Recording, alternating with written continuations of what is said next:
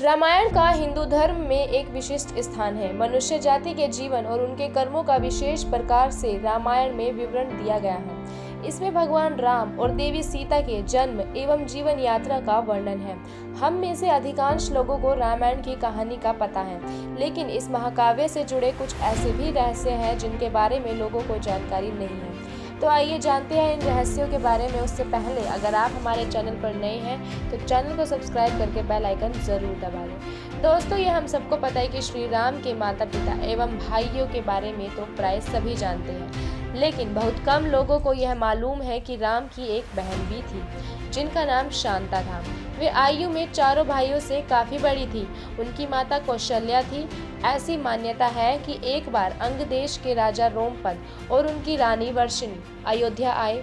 उनको कोई संतान नहीं थी। बातचीत के दौरान राजा दशरथ को जब यह बात मालूम हुई तो उन्होंने कहा, मैं अपनी बेटी शांता आपको संतान के रूप में दूंगा।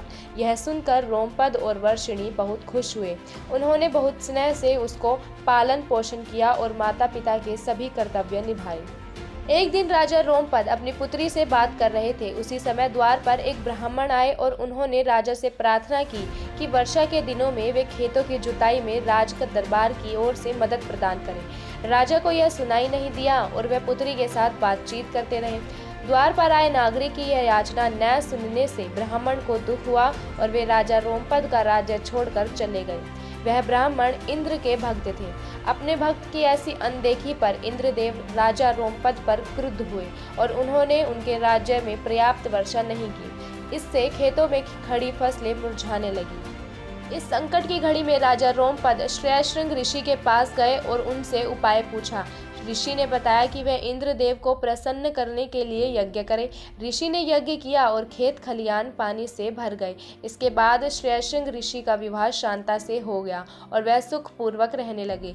बाद में श्रेयशृंग ने ही दशरथ की पुत्र कामना के लिए पुत्र कामेष्ठी यज्ञ करवाया था। जिस स्थान पर उन्होंने यह यज्ञ करवाया था वह अयोध्या से लगभग 39 किलोमीटर पूर्व में था और वहां आज भी उनका आश्रम है और उनकी तथा उनकी पत्नी की समाधियां हैं।